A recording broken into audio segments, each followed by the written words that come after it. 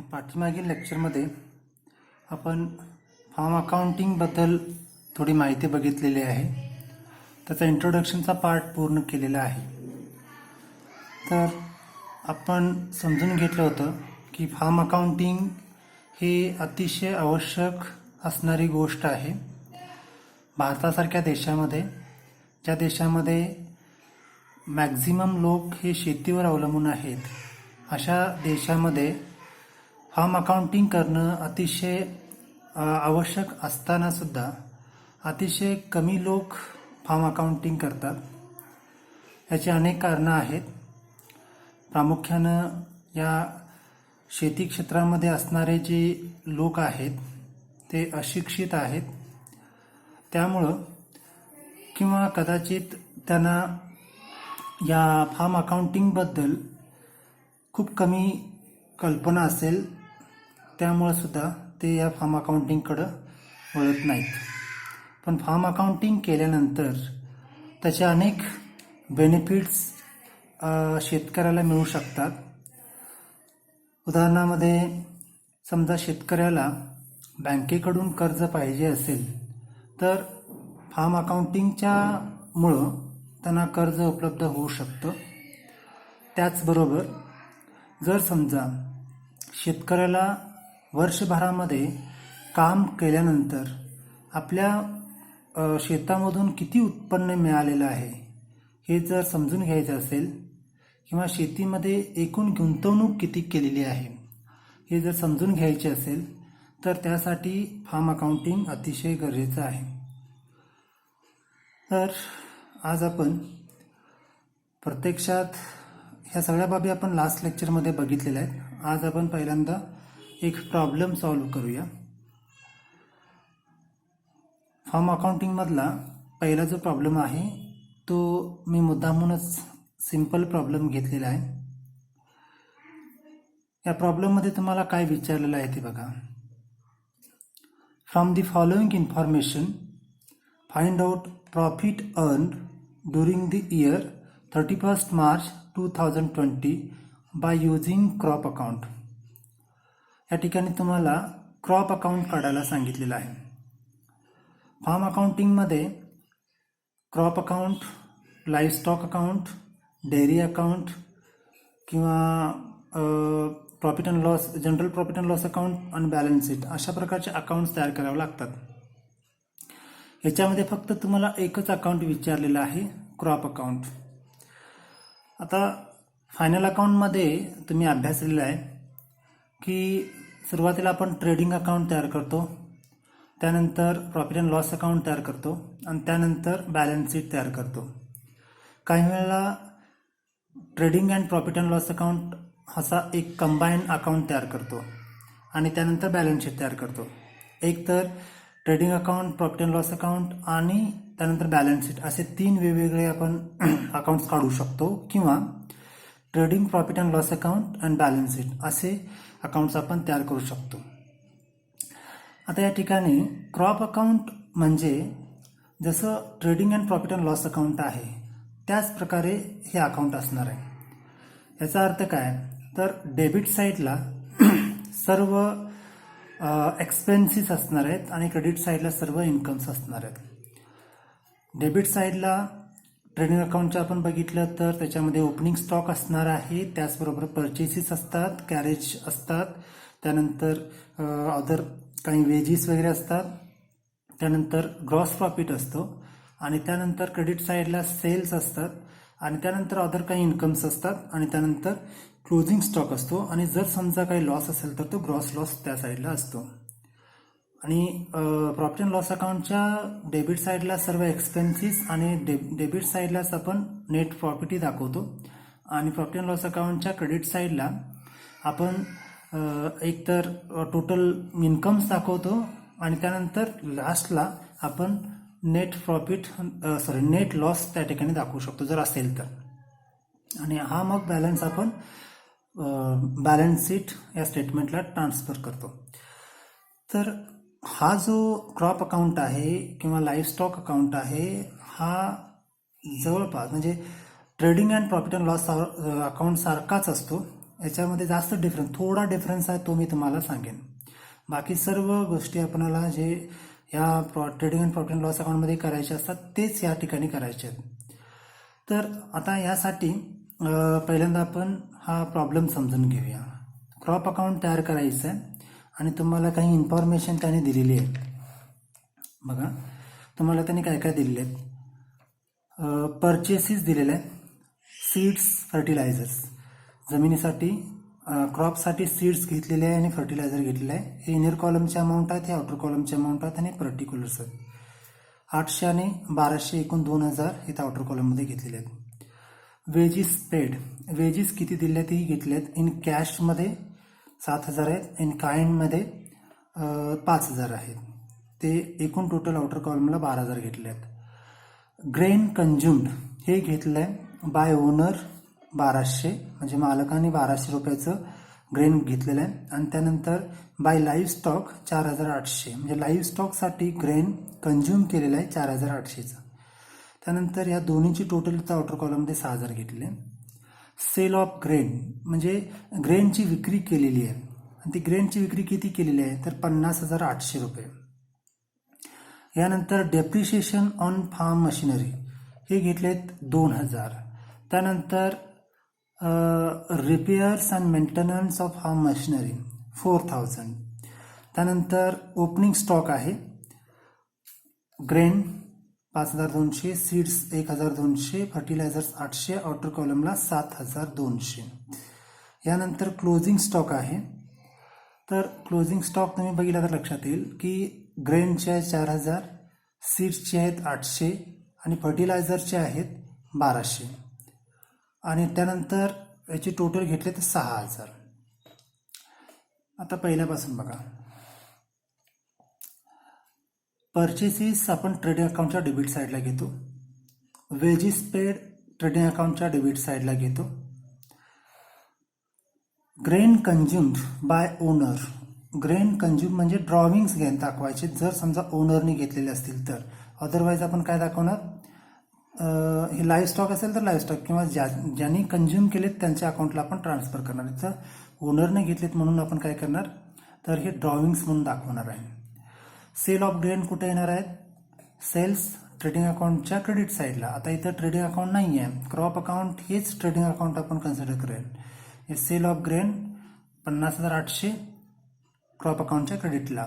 Depreciation on farm machinery, depreciation आपण profit and loss अकाउंटला घेतो. क्रॉप अकाउंट म्हणजेच काय तर trading account plus profit and loss account, दोन्ही अकाउंटचं कॉम्बिनेशन आपण इथं कन्सिडर करणार आहे. तर to depreciation on farm machinery 2000 debit साईडला येईल क्रॉप अकाउंटच्या. Repairs and maintenance of farm machinery हे जे आहेत ते सुद्धा कुठं घेणार आपण तर डेबिट साईडला घेणार आहे क्रॉप अकाउंटच्या 4000. ओपनिंग स्टॉक हे क्रॉप अकाउंटच्या डेबिट साईडला टू ओपनिंग स्टॉक हे सर्व येतील. आणि क्लोजिंग स्टॉक जे आहेत ते सुद्धा फार्म अकाउंटच्या क्रॉप अकाउंटच्या क्रेडिट साईडला बाय क्लोजिंग स्टॉक म्हणून आपण इथं घेणार आहे.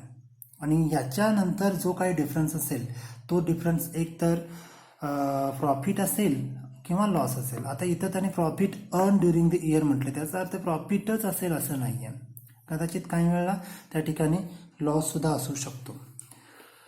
तर आपण या ठिकाणी हा प्रॉब्लेम सॉल्व्ह करूया. सुरुवातीला आपण याला टायटल देऊया.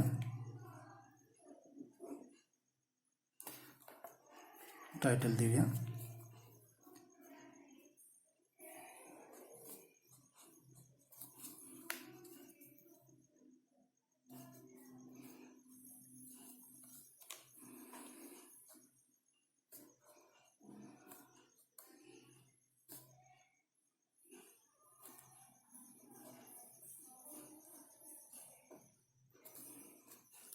इनर कॉलम आणि आउटर कॉलम असं मी मुद्दामून तयार करून घेतलेला आहे. तर पर्टिक्युलर्स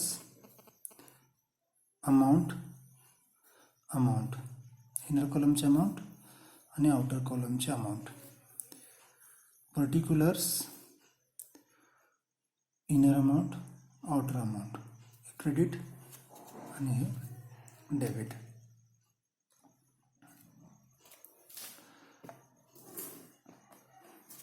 तर यानंतर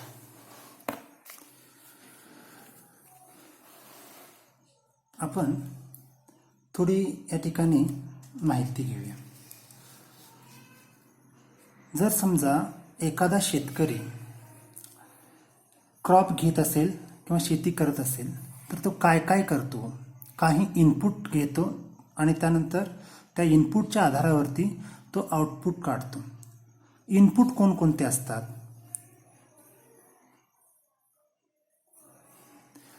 जर क्रॉप काढायचा असेल तर सर्वात अगोदर आपल्याला काय लागणार आहे? लँड लागेल. जमीन ही अत्यंत आवश्यक गोष्ट आहे, त्याशिवाय आपल्याला क्रॉप घेता येत नाही. यानंतर आपल्याला काय लागणार आहेत?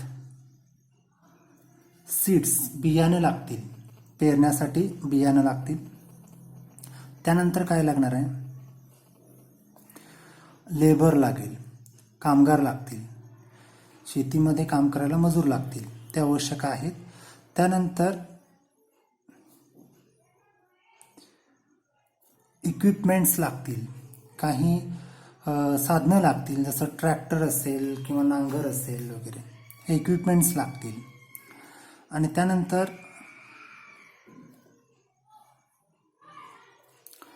फर्टिलायझर्स लागतील.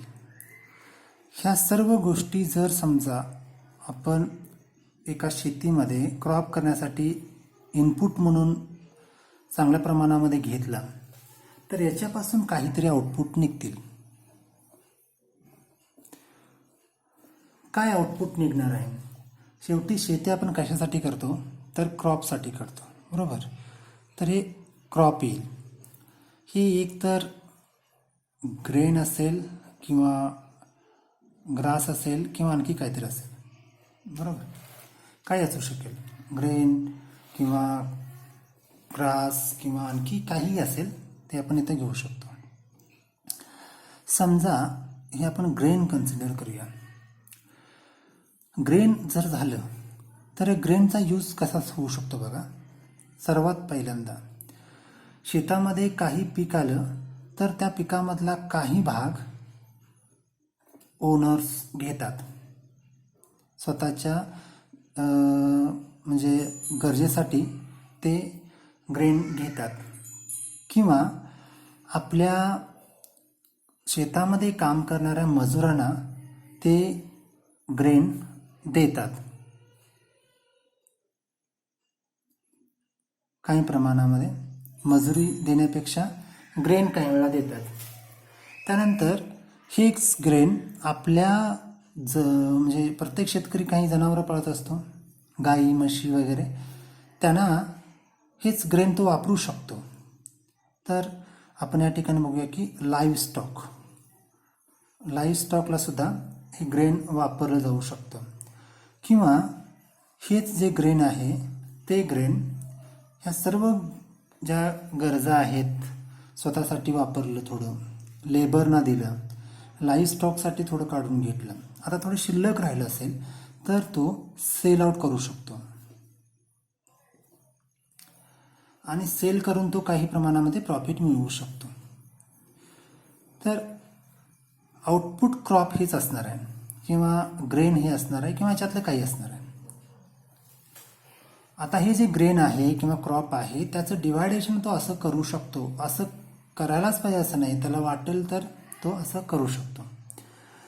तर या पद्धतीनं एखादा शेतकरी आपल्या शेतामध्ये इनपुट्स घालून त्यानंतर त्याच्यापासून आउटपुट काढून त्या आउटपुटचं अशा पद्धतीनं क्लासिफिकेशन करू शकतो. तर अशा प्रमाणे म्हणजे या प्रकारे शेतीचं जे काम आहे ते चालतं. तर आपण या प्रॉब्लेममध्ये या सगळ्या गोष्टी दिलेल्या आहेत, बरोबर? तर आपण हा प्रॉब्लेम सॉल्व्ह करूया. सर्वात अगोदर आपल्याला माहिती आहे की क्रॉप अकाउंटमध्ये इथे काय काय तुम्हाला दिलेत बघा. पर्टिक्युलर्समध्ये परचेसेस दिले आहेत, वेजेस दिलेले आहेत, ग्रेन कन्झ्युम दिलेले आहेत, हे सगळं दिलेलं आहे. क्रॉप अकाउंट म्हणजे जसा trading and profit and loss account आहे. ह्याच्यामध्ये सर्वात अगोदर आपल्याला काय लागेल? तर आपल्याला याच्यामध्ये सर्वात अगोदर लागेल ओपनिंग स्टॉक. तर इथं आपण घेऊया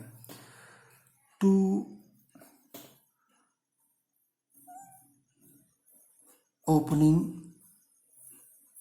स्टॉक. ओपनिंग स्टॉक कुठं आहे बघा. ओपनिंग स्टॉक बरोबर. का ओपनिंग स्टॉक येतो पहिल्यांदा? कारण ट्रेडिंग अकाउंटमध्ये सुरुवातीला ओपनिंग स्टॉक घेऊन नंतर बाकीचे एक्सपेन्सेस घेतो.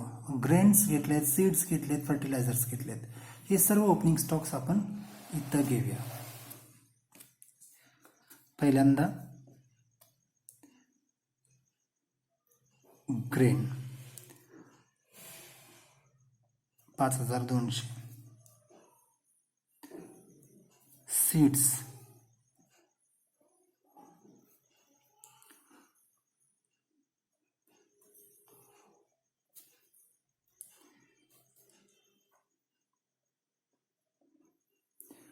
'हे जे काय आहेत हे इनर कॉलममध्ये घेतलं, याची टोटल होते 7200. ओके. यानंतर आपल्याला काय पाहिजे? परचेसेस घेणार आहे आपण. परचेसेस बघा सीड्स आणि फर्टिलायझर्स आहेत, ते आपण या ठिकाणी घेऊया.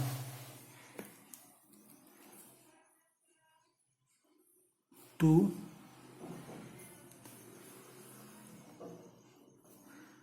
परचेसेस. डेबिट साईडला सर्व आपण 2 म्हणून घेणार आहे. तर हे सीड्स 800,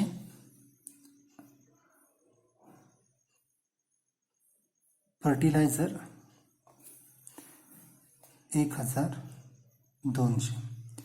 या वर्षीची ही खरेदी आहे 2000 बरोबर. यानंतर तेव्हा तुम्हाला आणखी काय दिलेत? वेजीस पेड बरोबर. आता हे वेजीस पण घ्यायला पाहिजेत. बरं कुठे घेणार आपण? तर ट्रेडिंग क्रॉप अकाउंटच्या डेबिट साईडला.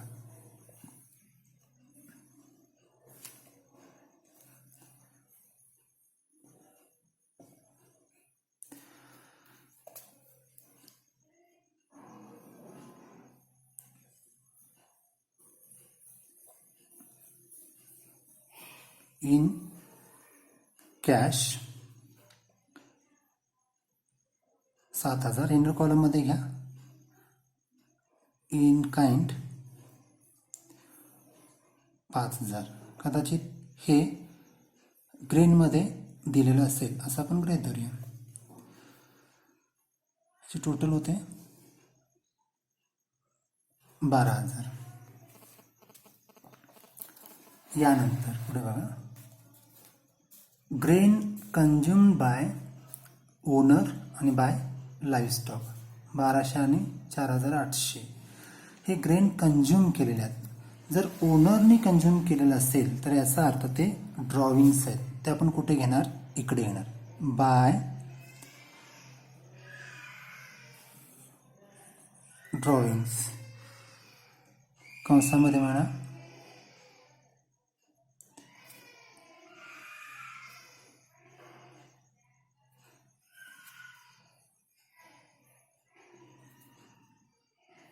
बाराशे.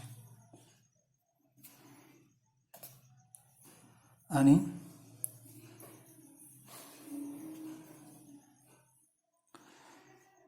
बाय आता हे लाईव्ह स्टॉक जे आहे, समजा लाईव्ह स्टॉक असेल तर ते आपण त्या अकाउंटला ट्रान्सफर करणार आहे. बाय लाईव्ह स्टॉक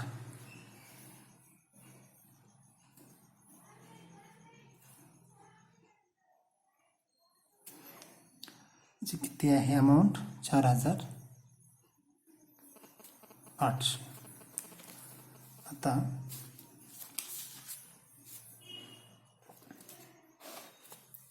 या दोन्हींची टोटल किती होते बघा?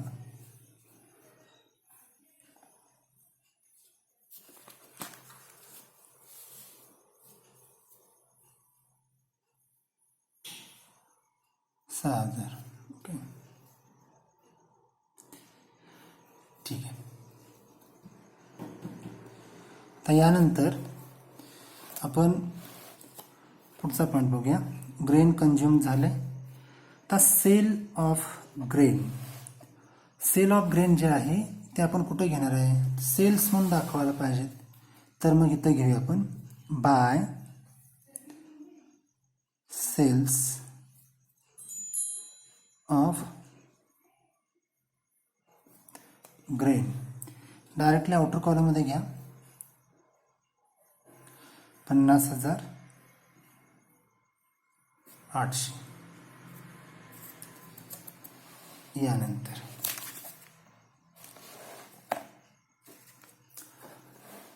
पुढे बघा, depreciation on farm machinery. Depreciation कुठे घेतो, तर डेबिट साईडला घेतो, बरोबर. तर इथे घ्या टू डेप्रिशिएशन ऑन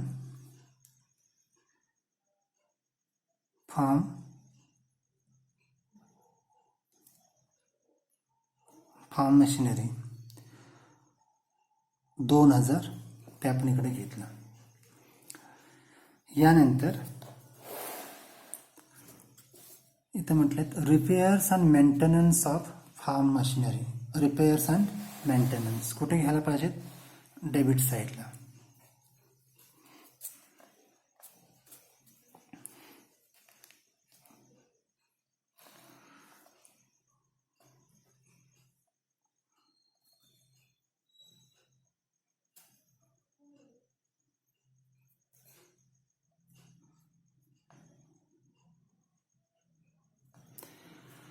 इथे आहेत मेंटेनन्स, ठीक आहे. अमाऊंट आहेत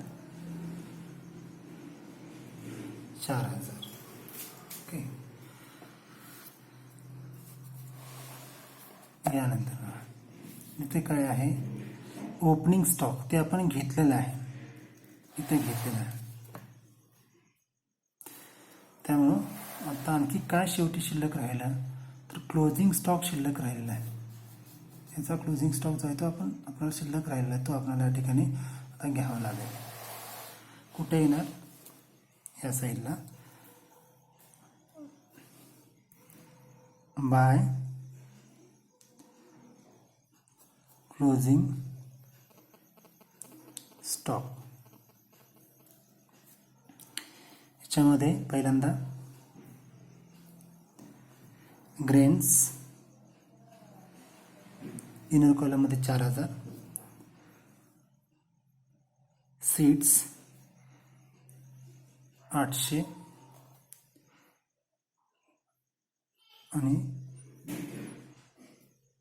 फर्टिलायझर 1,200. सर्व मिळून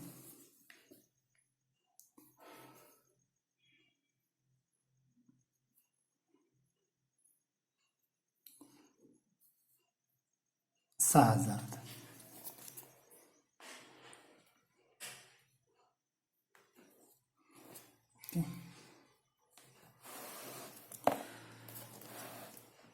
याच्यामध्ये काय राहिले का बघा, परचेसेस घेतलेले आहेत, वेजेस पेड घेतलेले आहेत, ग्रेन्स कंझ्युम घेतलेले आहेत, सेल ऑफ ग्रेन घेतलेलं आहे, डेप्रिशिएशन फ्रॉम फार्म मशिनरी घेतलेलं आहे, रिपेअर्स अँड मेंटेनन्स घेतलेले आहेत, ओपनिंग स्टॉक आणि क्लोजिंग स्टॉक हे सर्व जे आहे ते झालेलं आहे. आता जे काही आपल्याला या प्रॉब्लेममध्ये दिलेलं होतं ते सर्व घेतलेलं असल्यामुळं आता या प्रॉब्लेममध्ये काय शिल्लक नाही आहे. आता महत्त्वाची बाब आता आपण या ठिकाणी बघूया, जे तुम्हाला या क्रॉप अकाउंट किंवा या फार्म अकाउंटिंगमध्ये प्रत्येक वेळेला येईल. या ठिकाणी बघा, wedges paid in cash 7,000, in kind 5,000. खरं म्हणजे वेजेस हे पैशामध्येच द्यायला पाहिजेत, पण याने ही कॅशमध्येही दिलेलं आहेत आणि त्याचबरोबर काइंडमध्येही दिलेलं आहेत. काइंडमध्ये म्हणजेच काय, ग्रेन्समध्ये वगैरे दिलेले असतील. समजा ही ग्रेन्स मध्ये दिलेले असतील वेजेस, तर याची कॉन्ट्रा एंट्री दुसऱ्या बाजूला होते. इथं आपण दाखवणार आहे by wages paid in kind ही कॉन्ट्रा एंट्री आहे. लक्षात ठेवा, इथं मुळात वेजेस कॅशमध्ये द्यायला पाहिजेत, ही दिलेली आहे. पण इथं काइंडमध्ये जर दिलेली असेल तर काइंडमधली दिलेली जे काही वेजेस आहेत ते त्याची कॉन्ट्रा एंट्री इथं दाखवणार आहे आपण या ठिकाणी. आणि किती दाखवायची, इथं जेवढी अमाऊंट आहे तेवढीच अमाऊंट इकडेही दाखवायची, 5,000.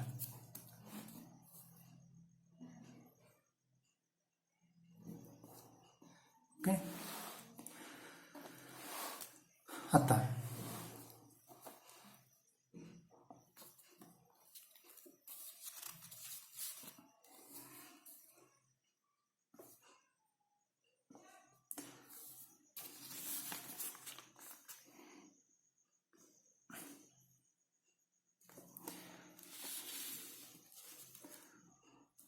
जी अमाऊंट या साईडला क्रेडिट साईडला अमाऊंट जास्त आहे, त्यामुळे क्रेडिट साईडची पहिल्यांदा टोटल करून घेऊया.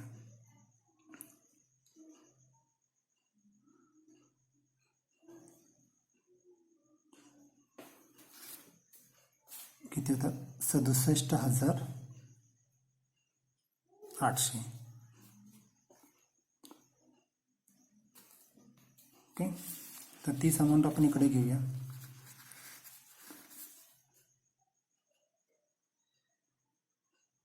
$67,800. आता याची टोटल बाकी किती होते,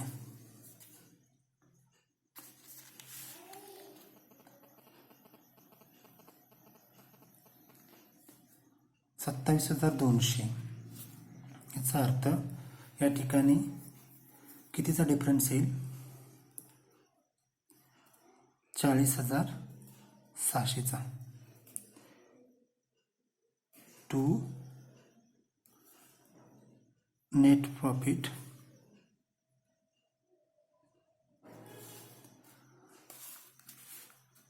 transferred to profit and loss. General profit and loss अकाउंटला ट्रान्सफर करायचे 40,600. बरोबर आहे का बघा.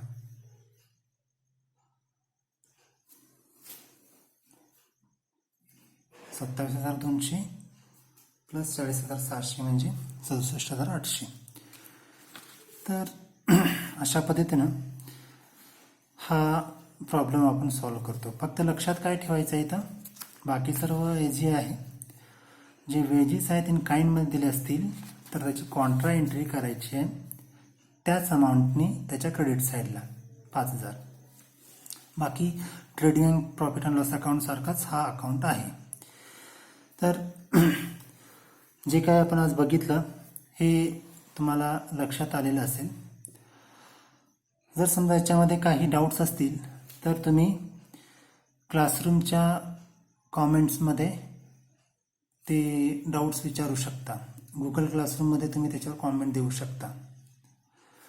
ठीक आहे. उद्याच्या लेक्चरमध्ये आपण पुढचा प्रॉब्लेम बघूया. थँक्यू.